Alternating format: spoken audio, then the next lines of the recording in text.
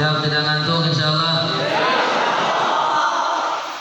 Bismillahirrahmanirrahim. Assalamualaikum warahmatullahi wabarakatuh. Katanya semangat, jawab salamnya loyo. Semangat?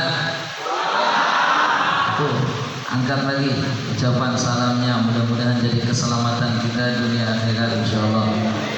Keselamatan kita tahun 2024. Ya, dapat pemimpin yang akan menyelamatkan umat insyaallah. Assalamualaikum warahmatullahi wabarakatuh.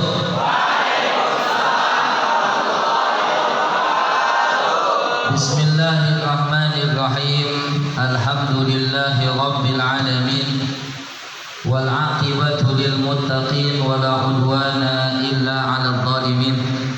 Asyhadu an la ilaha illallah al-malikul haqqul mubin wa asyhadu anna sayyidana Muhammadan 'abduhu wa rasuluh shadiqul wa'dil amin. Allahumma shalli wa sallim ala sayyidina wa maulana Muhammad wa ala alihi wa ashabihi ajma'in, amma ba'd. Rabbi shrah li sadri wa yassir li amri wahlul 'uqdatam min lisani yafqahu qawli. Rabbi yassir wa la tu'assir, Rabbi tammim lana bil khair. Bersyukur kepada Allah dengan sama-sama kita mengucapkan alhamdulillahi rabbil alamin. Bersolawat kepada baginda Nabi dengan ucapan Allahumma sholli ala sayyidina Muhammad wa ala alihi wa sahbihi ajma'in. Yang kami muliakan seluruh jajaran para asatidzah dan juga panitia LDK latihan dasar kepemimpinan Pondok Pesantren Darul Ansor tahun 2023-2024 yang kami cintai dan kami banggakan seluruh para calon-calon pemimpin umat, calon-calon qudwah, calon-calon ikutan yang akan diikuti oleh umat, calon-calon para ulama-ulama penerus perjuangan baginda Rasulullah sallallahu alaihi wasallam. Ikhwani billah, alhamdulillah pada kesempatan siang hari yang mulia ini kita dapat berkumpul, dapat berjumpa di tempat yang mulia ini.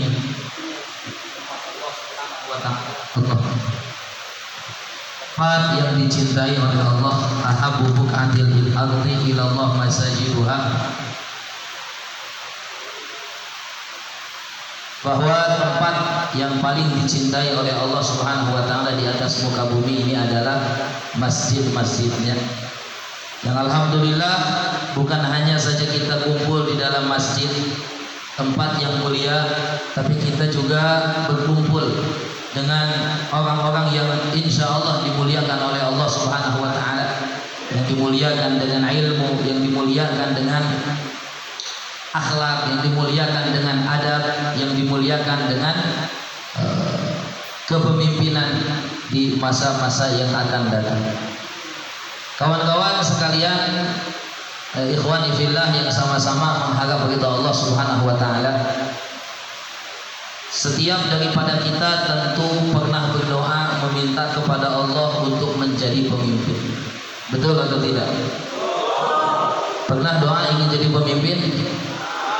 Pernah atau tidak? Pernah. Apa doanya?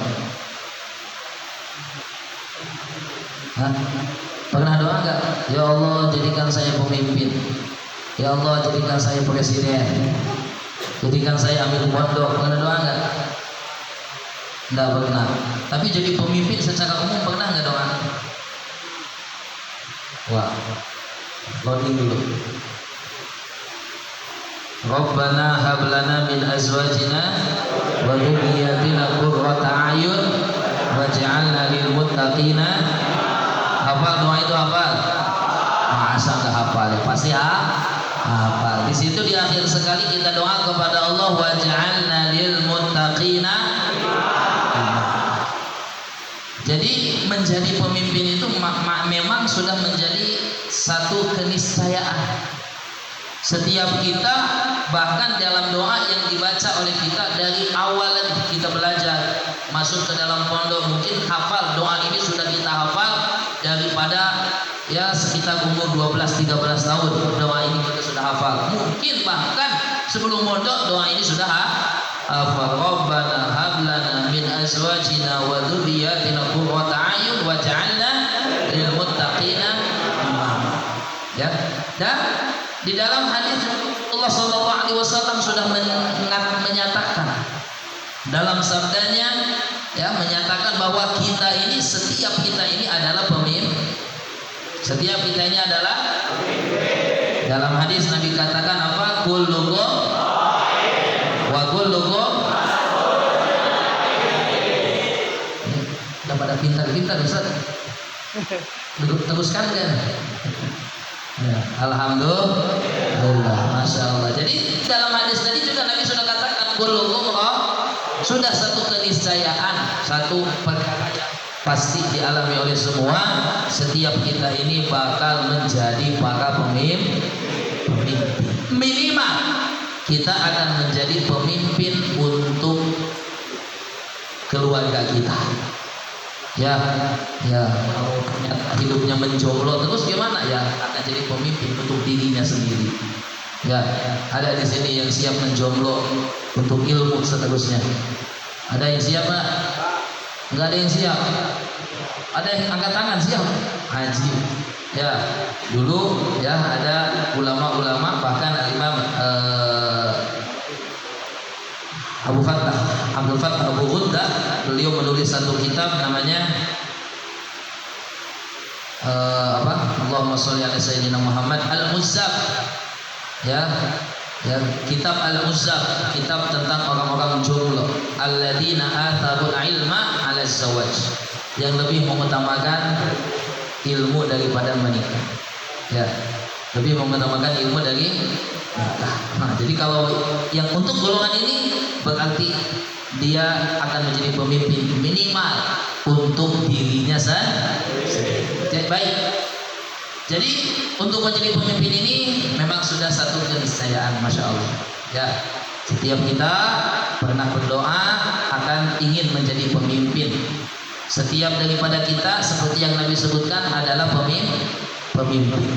Tapi tentunya, masya Allah, apalagi kita di pondok, kita setelah dari pondok nanti kita juga akan keluar dari pondok, ya, akan terjun ke masyarakat. Kita akan bersama dengan umat. Ya, di pondok mungkin umatnya hanya 100. Ya, kalau di Darul Ansor 40, sementara ini baru 40 orang. Kalau di Al-Madani 400-500 orang.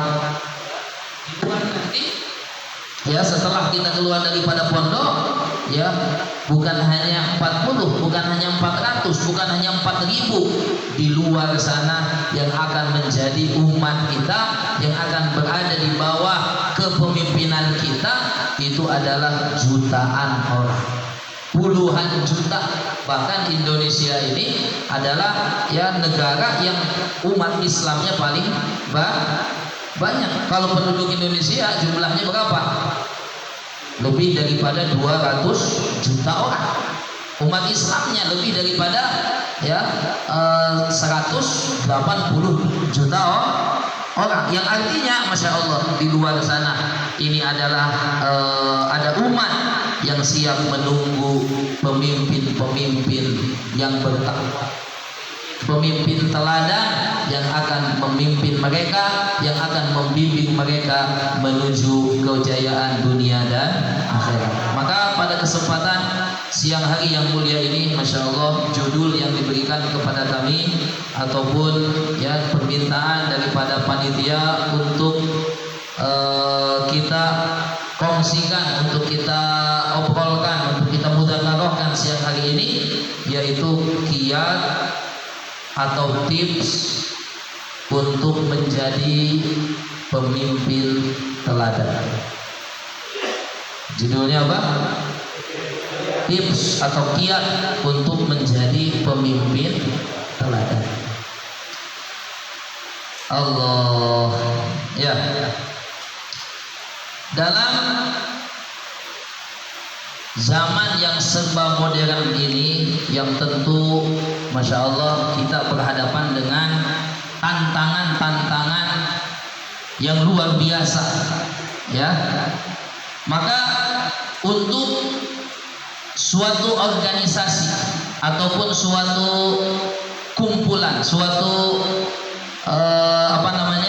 organisasi, supaya organisasi dapat bertahan, maka tentu ya dapat bertahan dan dapat berkembang, sangat diperlukan seorang pemimpin yang menjadi role model atau pemimpin yang menjadi teladan, pemimpin yang akan menjadi ikutan, yang dicontoh, yang diikuti setiap gerak-geriknya.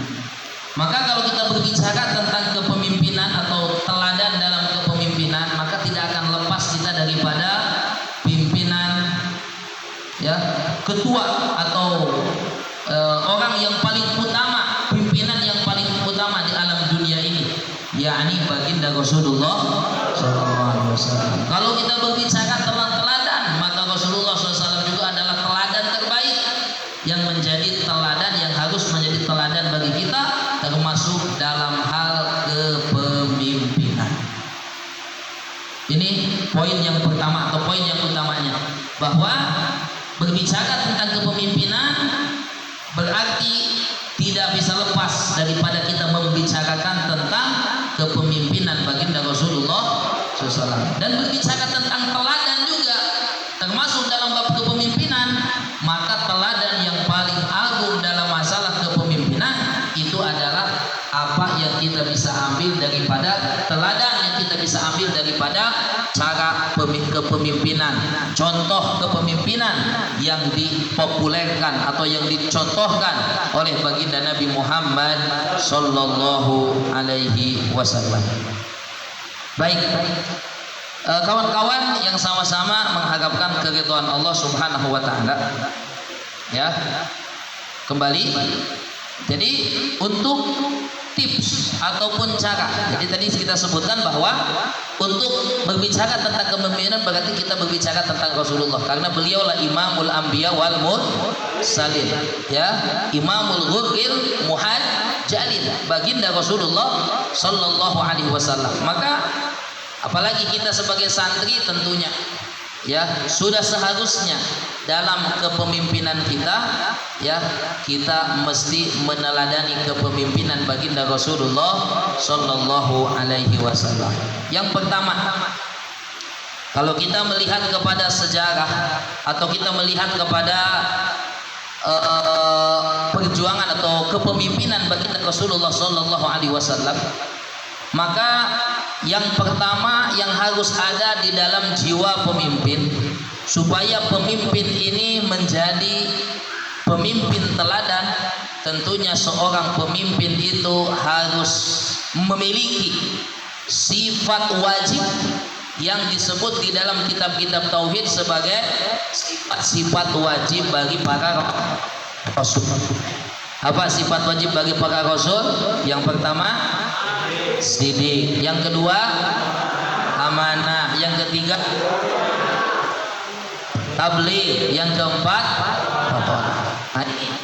empat sifat wajib bagi para rasul yang harus menjadi, yang harus ada di jiwa para pemimpin masa depan. Ya, wa ja'alna lil muttaqina imama, pemimpin yang bertakwa, pemimpin untuk orang-orang yang bertakwa, mestilah dia memiliki sifat-sifat yang mana sifat ini merupakan sifat wajib yang ada pada para rasul. Yang pertama, ya, ini poin yang pertama, sub'a daripada poin yang pertama, yaitu seorang pemimpin harus memiliki jiwa kejujuran. Seorang pemimpin harus memiliki jiwa apa? Kejujuran. Ya. Di dalam bahasa hadis Rasulullah SAW bersabda, "Alaikum bisidqi fa inna sidqa yahdi ilal." Hendaklah kalian itu selalu berpegang dengan kejujuran, Karena kejujuran itu pasti akan membawa kepada kebaikan. Maka kalau ingin ya kepemimpinan kita menjadi kepemimpinan yang teladan, kepemimpinan kita menjadi kepemimpinan yang dicintai oleh umat, kepemimpinan kita menjadi kepemimpinan yang disenangi oleh umat, maka tentu jadilah pemimpin yang memiliki sifat kejujuran, yang walaupun mungkin kejujuran itu kadang kadang ya pahit lah bahasanya. Kadang-kadang kejujuran itu mungkin pahit ya, masya Allah ya. Dulu ketika kita ya, pengalaman saya ketika di Al-Madani menjadi pengurus, rasanya dari kelas 2 itu sudah menjadi pengurus ya, kelas 2 lupa kelas 2 atau kelas 3 sudah jadi pengurus, dan dari itu terus-terusan sampai kita mengajar jadi pengurus. Karena kalau dulu zaman kami itu santri hanya zaman saya itu 50 sampai kelas 6 itu hanya 100 saja santri, dan waktu itu dipilih jadi pengurus itu bukan dilihat daripada kelasnya. Kadang-kadang ada yang dia kelasnya di bawah ya, masih kelas 3 atau awal kelas 4 atau kelas 3 sudah jadi pengurus, dilihat daripada keaktifannya, dilihat daripada kedewasaannya ya. Kalau sekarang yang jadi pengurus itu kelas ya, supaya walaupun kadang-kadang ada santri baru mungkin di bawah yang umurnya lebih tua daripada kita ya, apa ya. Kalau di azan juga, kalau di azan juga gitu dulu waktu di azan. Jadi kita jadi pengurus beberapa tahun, masya Allah. Maka kejujuran itu kadang pahit. Saya sebut apa tadi? Kejujuran itu kadang pahit. Apa pahitnya jadi pengurus itu? Kalau kita jujur demi kebaikan pondok, demi kemaslahatan pondok, ya jujur dengan kita mengungkapkan pelanggaran santri, pahitnya itu akan dijauhi oleh teman-teman.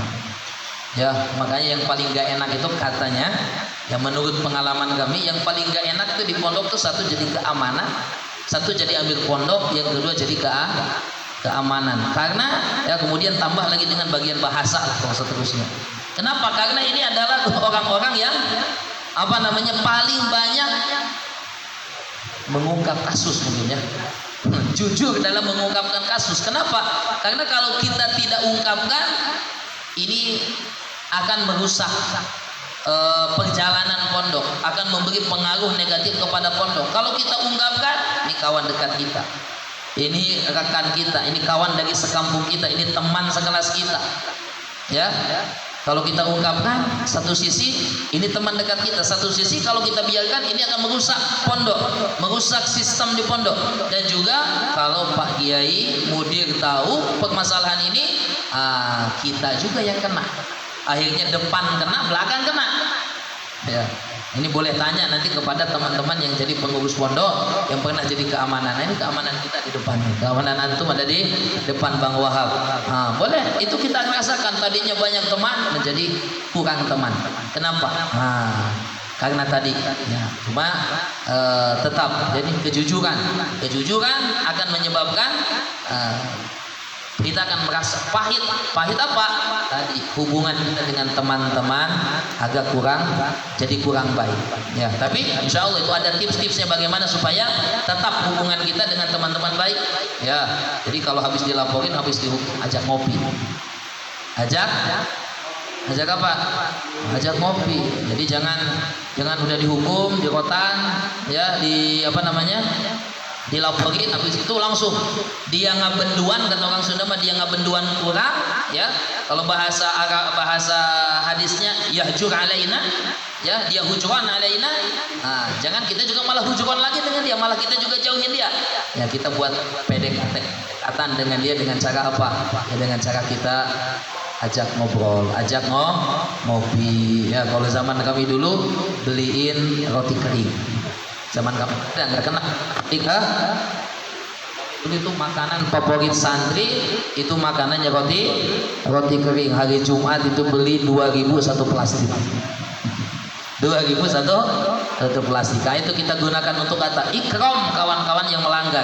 Jadi itu untuk memaniskan lagi tadi hubungan yang mulai agak pahit dengan santri yang merupakan teman kita yang dilap. Baik, cukup ya.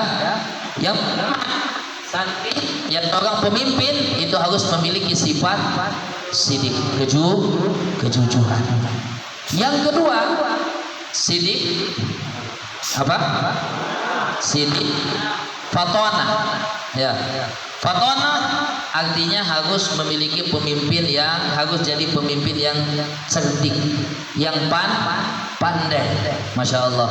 Rasulullah Shallallahu Alaihi Wasallam, Masya Allah, dalam kepemimpinannya Rasulullah SAW itu sangat pandai dalam menjaga perasaan daripada rakyatnya, pandai dalam menjaga hubungan dengan masyarakatnya, dengan para sahabat, bahkan dengan orang-orang non muslim sekali.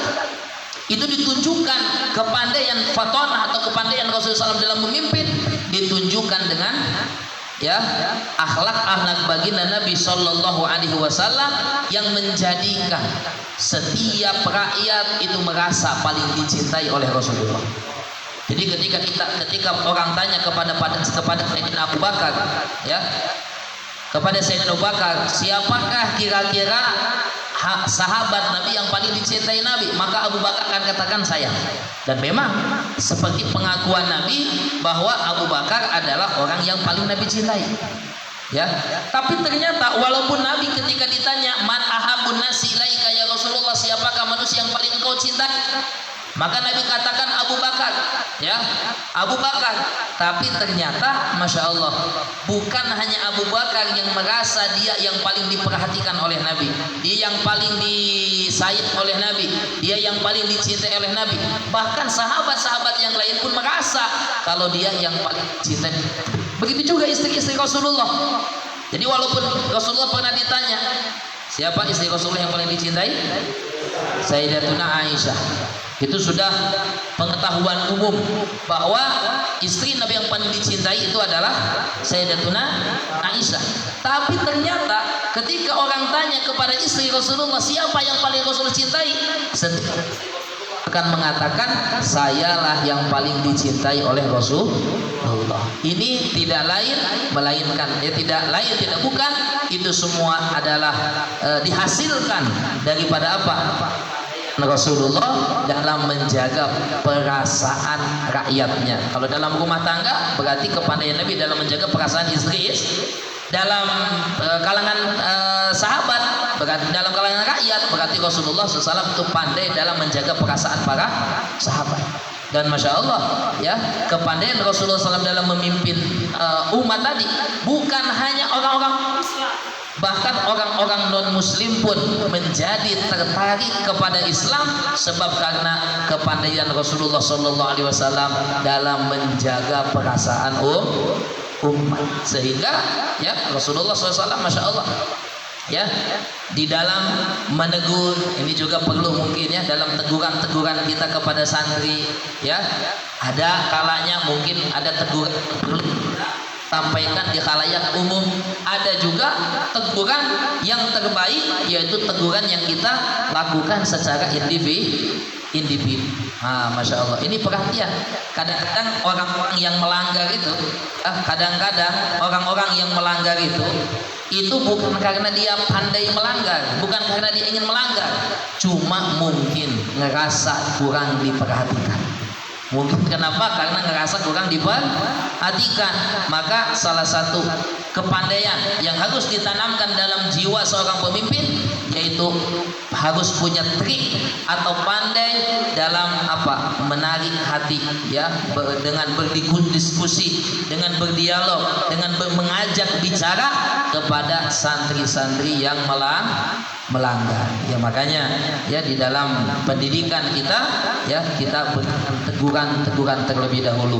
Kalau ada pelanggaran yang ringan-ringan yang sekiranya masih bisa untuk kita obrolkan, ajak dia bicara, ajak dia langsung lapor ke mudir, jangan langsung lapor kepada riayah, atau jangan lapor langsung kepada keamanan pusat. Kalau masih kita bisa tunaikan, masih kita selesaikan terlebih dahulu dengan cara apa tadi?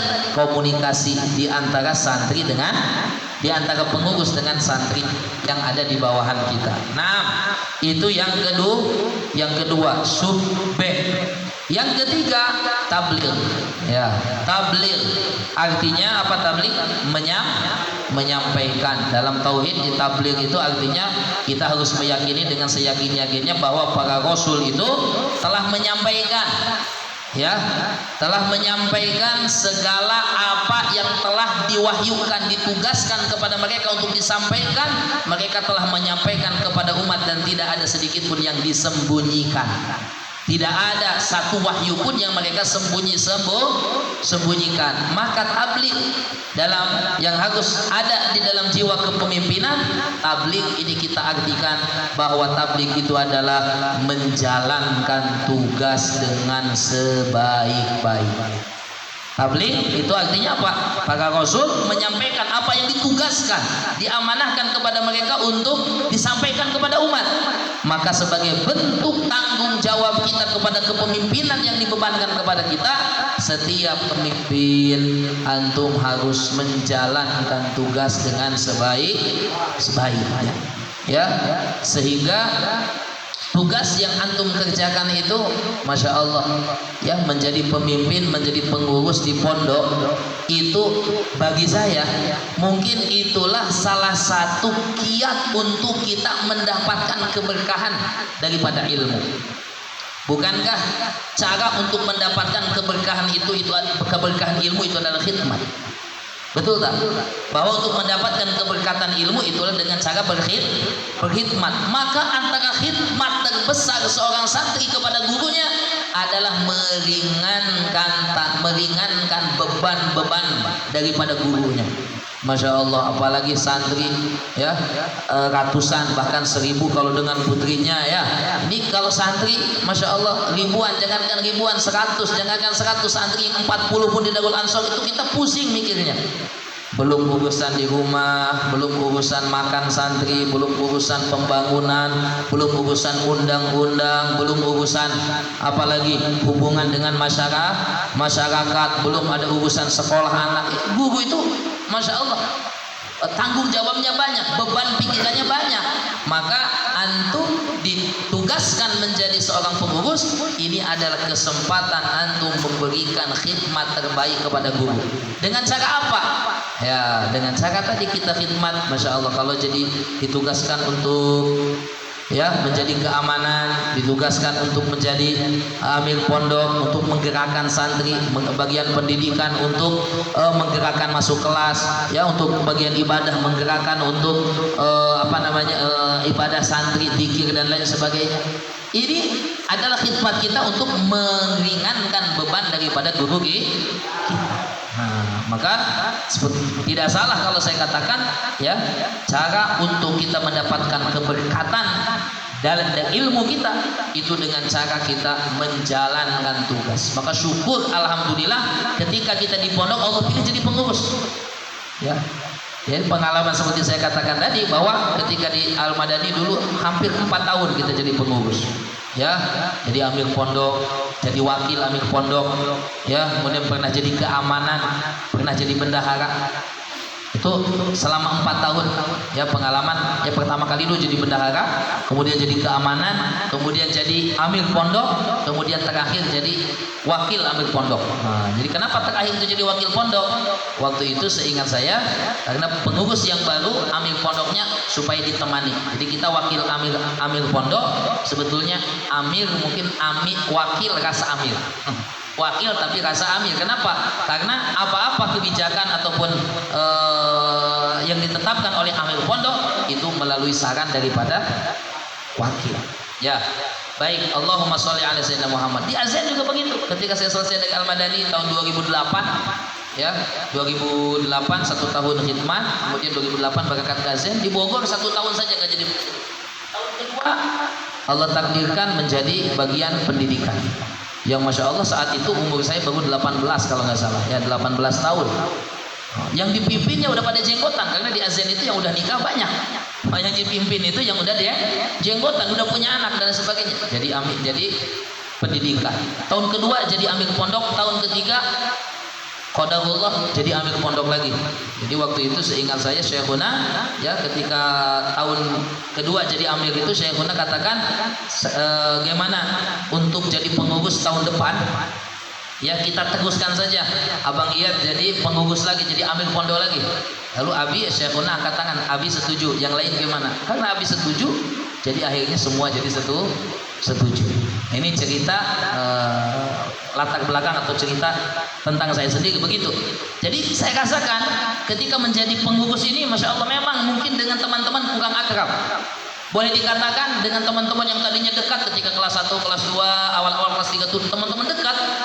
Tapi ketika jadi pengurus, masya Allah agak menjauh mereka.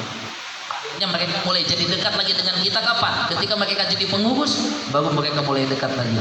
Oh ternyata antum tuh bersikap begitu dengan kami karena tanggung jawab. Nah, jadi baru merasa mereka, udah merasa baru. Nah, masya Allah. Nah, jadi pengurus ini itu yang saya katakan tadi, itu adalah saya rasakan merupakan keberkatan tersendiri, merupakan khidmat terbesar kepada pondok yang alhamdulillah barokah itu. Kemudahan termasuk sekarang alhamdulillah Allah takdirkan buka pondok, kemudian juga sebelumnya di Malaysia kita pun diamanahkan oleh Syekhuna untuk megang 3 cabang ya, pindah-pindah cabang 3 cabang di Malaysia.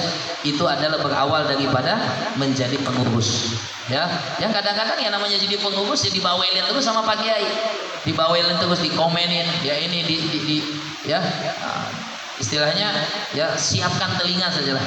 Kalau jadi pengurus harus siapkan telinga ya, oleh teman-teman diomongin ya, oleh teman-teman dijauhin, oleh teman-teman diomongin, sama asatid juga kita ya dikomporin terus ya, men ini kurang baik, ini gini, wah masya Allah. Nah tapi saya yakin itulah khidmat yang mungkin mudah-mudahan Allah terima, yang menjadi asbab Allah buka.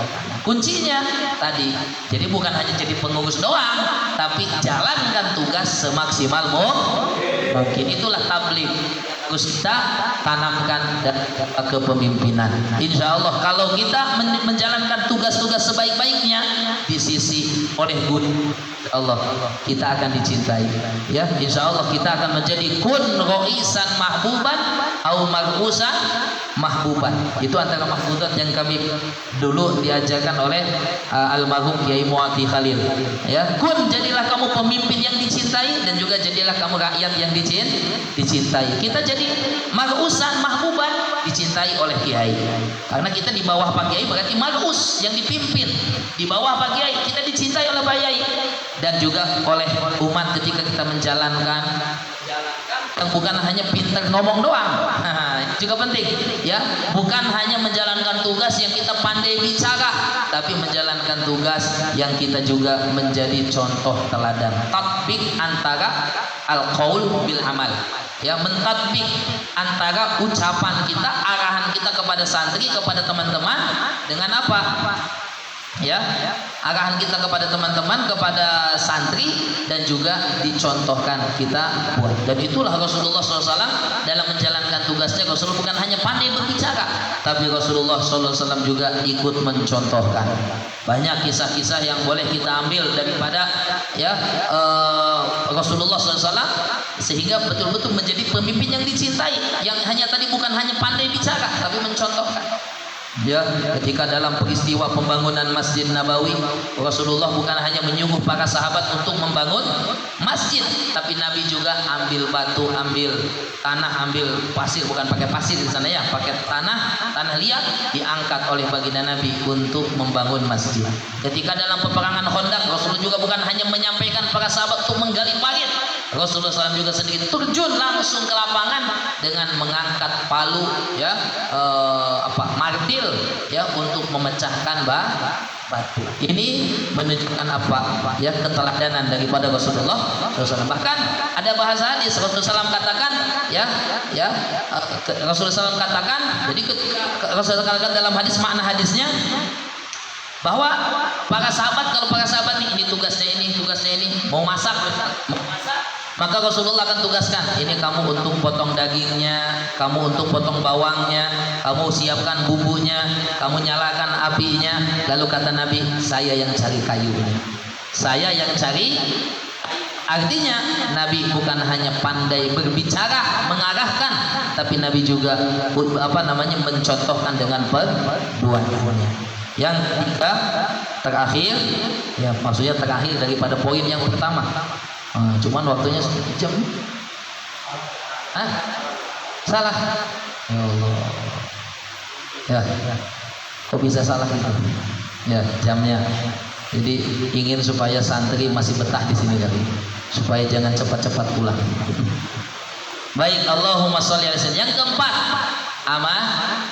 amanah. Masya Allah.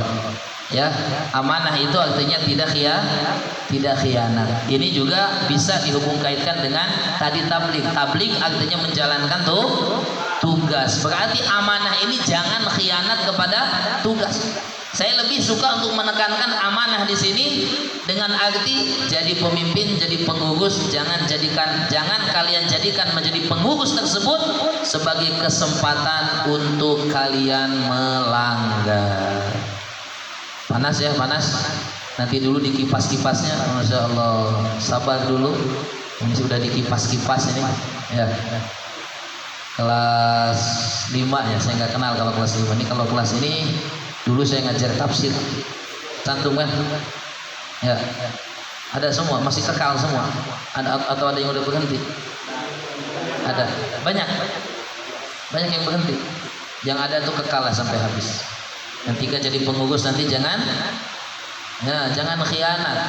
Jangan khianat itu apa? Menjadi kesempatan, karena ini ya terjadi di negeri Wakanda ya. Negeri Wakanda katanya. Maksudnya bukan dia Wakanda itu terserah lah untuk mengartikan Al-Madani atau bukan, pokoknya ada lah. Jadi biasanya ya kadang-kadang guru itu akan kecewa ya kepada kawan-kawan yang dijadikan pengurus, yang menjadikan kesempatan pengurus tadi untuk melanggar. Ya, dijadikan kepercayaan Pak Kiai misalkan menjadi supir pondok. Ya, dulu bahkan saya juga termasuk antara orang yang dulu pengen belajar mobil, kalau libur tuh pulang belajar mobil sama abang. Ya, tujuannya apa? Pengen apa? Pulang ke pondok tuh bisa khidmat jadi supir Pak Kiai. Ya, tapi itu enggak tercapai ketika di Al-Madani. Tercapai kapan? Ketika sudah di Malaysia. Nah, di Malaysia baru Pak Yai datang setelah saya di Malaysia, baru pulang ke Al-Madani, udah bisa mobil dan datang ke pondok mobil dan sebagainya. Pak Yai tahu kita bisa bawa mobil. Pertama kali khidmat Pak Yai itu 16 atau 17 yang ngantar ke Temboro. Nah, itu pertama kali nyupir Pak Yai. Padahal dulu pengennya nyupirin Pak Yai itu dari 2004-2005. Ya, waktu kelas 4, kelas 5 lah waktu itu, ya, pengen jadi supir Pak Yai. Ya. Jadi Masya Allah. Itu harapan, pengen jadi supir Kiai. Nah, ketika ada orang tuh dijadiin supir Kiai, kadangkala ya, ini kita bukan berbicara maksudnya untuk cari supir Al-Madani siapa, ini nggak usah cari-cari kayak gitu. Ya, ini secara umum saja. Kadang-kadang ada orang dijadiin amanah, Masya Allah. Nah, supir, bukan hanya supir saja. Ada yang ditugaskan ke pasar, mungkin bagian dapur ditugaskan ke pasar. Masya Allah, itu dijadiin kesempatan, Masya Allah. Ya, nyimpan HP di luar, punya kenalan cewek dan lain sebagainya. Ini tidak amanah. Jadi pengurus tidak amanah. Bagaimana akan menjadi pengurus teladan?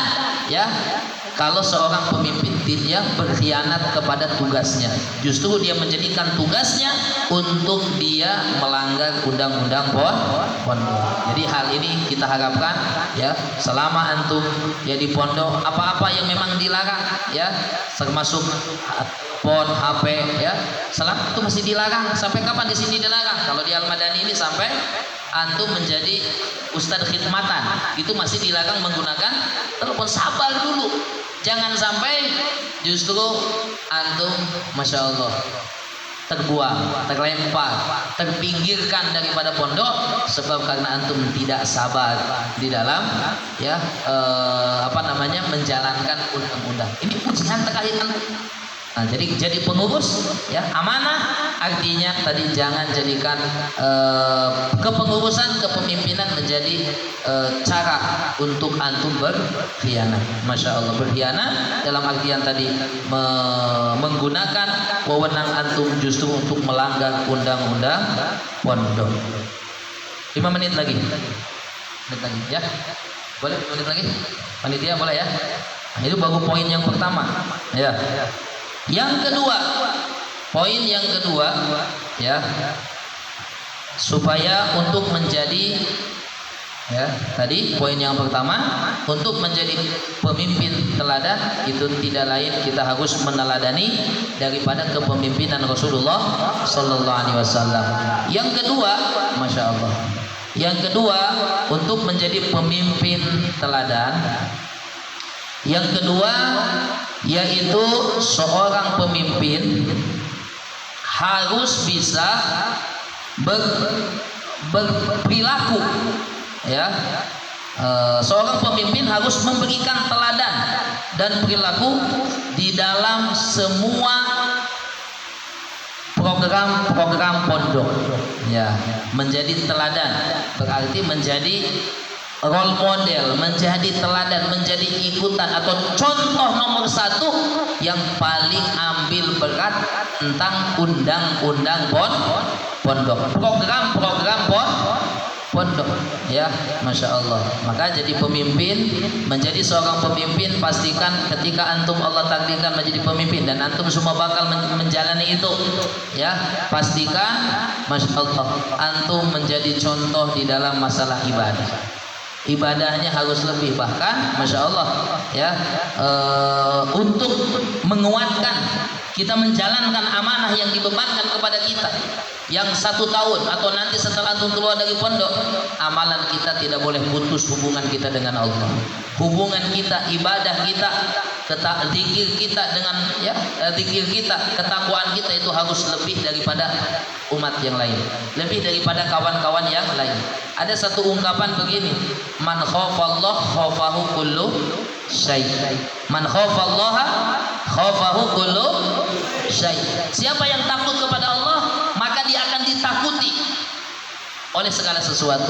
Maka salah satu cara untuk supaya umat ini segan, mereka mau mendengar ucapan-ucapan kita, mereka mau mengikuti apa saran-saran kita, mereka mau mengikuti apa-apa kebaikan atau perbuatan baik yang kita buat ya, tidak lain tidak bukan adalah dengan kita masya Allah meningkatkan hubungan kita dengan Allah. Ibadahnya, zikirnya, wiridnya harus lebih daripada kawan-kawan yang lain. Amalannya, kalau kawan-kawan di pondok kita ada amalan-amalan berjamaah yang di pondok, antum jadi pengurus boleh sowan kepada Ustaz Halim ya, atau sowan kepada ustaz-ustaz yang lain, minta amalan-amalan tambahan untuk menjadi penguat, penyemangat untuk antum menjalankan tugas ya, supaya ya tadi disegani dan juga diikuti, didengar ucapan-ucapan kita. Terakhir yang ketiga ya, yang ketiga Allahumma sholli ala sayyidina Muhammad ya, jujur sudah, kemudian pandai memperlakukan umat sudah, kemudian yang ketiga yang tadi kita sudah sebutkan apa namanya, yang ketiga tadi jujur sudah, kemudian fatonah tablik ya, kemudian selanjutnya fatonah ya, kemudian yang selanjutnya meningkatkan ketakwaan, dan yang keempat ini yang tidak kalah penting, tujuan harusnya di depan ya, menjadi seorang pemimpin harus selalu masya Allah memiliki sifat tawadhu ya. Jadi harus memiliki sifat tawadhu, jangan ada kesombongan, jangan mengedepankan ego. Seorang pemimpin harus menunjukkan sifat ketawadhuan, ramah ya, rendah hati di hadapan para pemimpinnya. Jadi jangan sewenang-wenangnya karena mentang-mentang, nah itu kalau bahasa kita kan mentang-mentang jadi pengurus, mentang-mentang dekat dengan ustaz, mentang-mentang masya Allah jadi ini jadi itu. akhirnya sewena-wena di dalam menghadapi ataupun di dalam kepemimpinan tersebut. Masya Allah ya. Dan itu semua ya, selain itu semua setiap pemimpin tentunya harus menjalankan kepemimpinan dengan keikhlasan inilah menjadi kekuatan dalam kita menjalankan tugas. Ikhlas semata-mata hanya untuk mencari ridha Allah. Ikhlas semata-mata untuk menyenangkan hati Rasulullah. Karena kita jadi pengurus, yang kita urus ini umatnya Rasulullah. Yang kita urus ini adalah manusia-manusia terbaik yang walaupun sekarang ini mereka masih nakal, yang walaupun sekarang ini mereka masih mungkin Masya Allah melanggar, tapi yakini mereka ini adalah generasi-generasi terbaik. Bukankah Rasulullah katakan mayyuridillahu bihi khairan yufaqihu? Artinya setiap santri yang dipilih oleh Allah jadi seseorang yang Allah pilih jadi santri, mau belajar, mau di pondok, mau ngaji, mau ninggalin HP, Masya Allah, mau ninggalin kesenangan-kesenangan di luar, mau ke pondok, itu adalah orang pilihan-pilihan Allah yang mungkin saat ini masih belum baik atau sekarang ini masih proses untuk menuju baik. Maka yakini bahwa inilah khidmat kita kepada umat Rasulullah, khidmat kita kepada Rasulullah, khidmat kita untuk menyenangkan hati para guru-guru kita. Dan selain itu juga ya, walaupun mungkin kadang tidak disadari oleh teman-teman kita, sebetulnya ketika kita menjadi pengurus ini kita sedang belajar untuk idkhalus surur. Idkhalus surur kepada siapa? Kepada para santri. Sekarang mereka belum merasakan kebahagiaan dari peraturan-peraturan ataupun daripada kepemimpinan antum, tapi nanti setelah mereka keluar daripada pondok mereka baru sadar, Masya Allah, ternyata alhamdulillah dulu ketika di pondok ada pengurus yang ingatin saya, ketika di pondok ada pengurus yang negur saya, ketika di pondok ada pengurus yang memperhatikan saya, sehingga yang tadinya saya melangkah mungkin akan lebih jauh dalam pelanggaran, karena diingatkan, karena ada komunikasi, karena ta'zir, itu menjadikan saya bisa lebih baik, saya menjadi bisa sukses, saya bisa sampai selesai, bahkan bisa sampai jadi sekarang. Itu saya pernah jumpa teman ya yang di Al-Madani, ketika selesai dulu ketika di pondok dia ngerasa wah pokoknya sebab ini gara-gara dia menjauh dari kita ya, tapi ketika keluar daripada pondok, Masya Allah, syukur, terima kasih katanya, dulu ketika di pondok dibimbing apa maksudnya ya,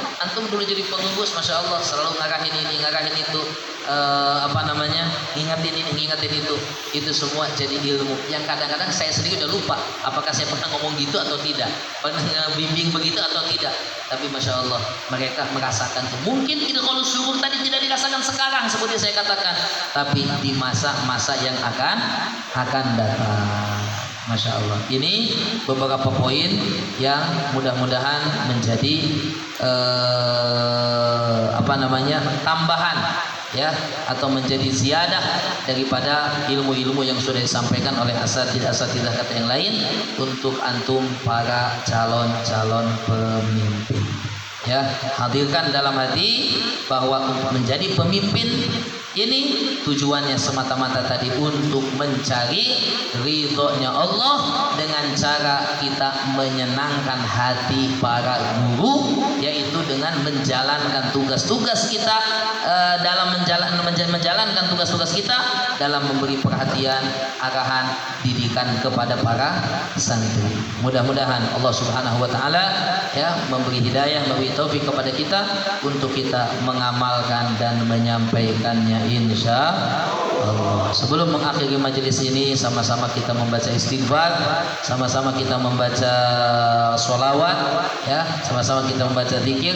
Mudah-mudahan Allah Subhanahu wa taala selalu membimbing kita ya, membersihkan hati kita, dan Allah Subhanahu wa taala jadikan ya gerak-gerik kita semuanya ada dalam lindungan dan penjagaan Allah Subhanahu wa taala. Astaghfirullahal azim alladzi la ilaha illa huwal hayyul qayyum wa atubu ilaihi. Astaghfirullahal azim alladzi la ilaha illa huwal hayyul qayyum wa atubu ilaihi. Astaghfirullahal azim alladzi la ilaha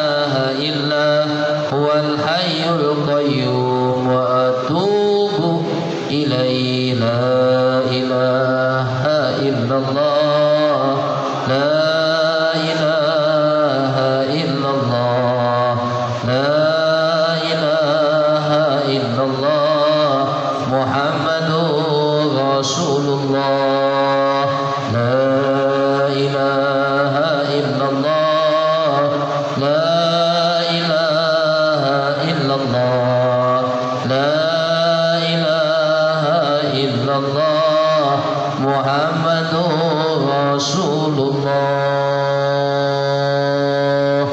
Allahumma salli ala Sayyidina Muhammad.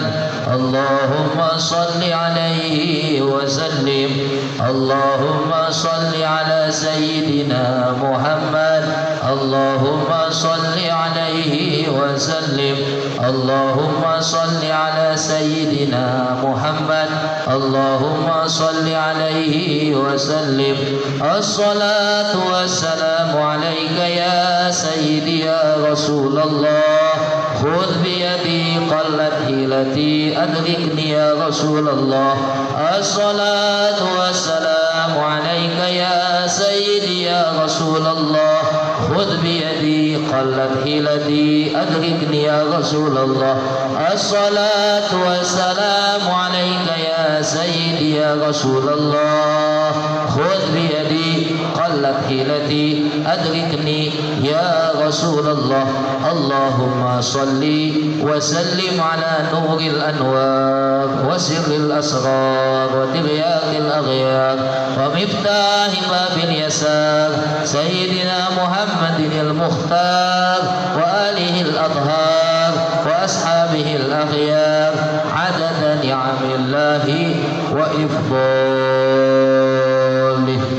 Kita akhiri sama-sama dengan Al-Fatihah. Kita niatkan untuk semua para guru kita, para masyayikh kita, wabil khusus Al-Marhum Al-Maghfurlah Kiai Haji Burhan Khalil dan juga Kiai Muhammad Khalil, dan sebelumnya Kiai Asep Saiful Ahmad, dan semua para masyayikh kita dan orang tua kita yang sudah kembali kepada Allah.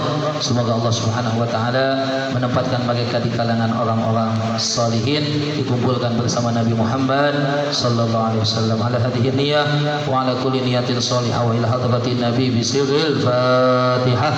A'udzu billahi minasyaitonir rajim. Bismillahirrahmanirrahim. Alhamdulillahi rabbil alamin arrahmanir rahim maliki yaumiddin. Iyyaka na'budu wa iyyaka nasta'in. Ihdinas siratal mustaqim. Siratal ladzina an'amta 'alaihim ghairil maghdubi 'alaihim waladdallin. Amin. Jazakumullah, terima kasih. Sekian yang bisa dapat disampaikan, semoga ada manfaatnya.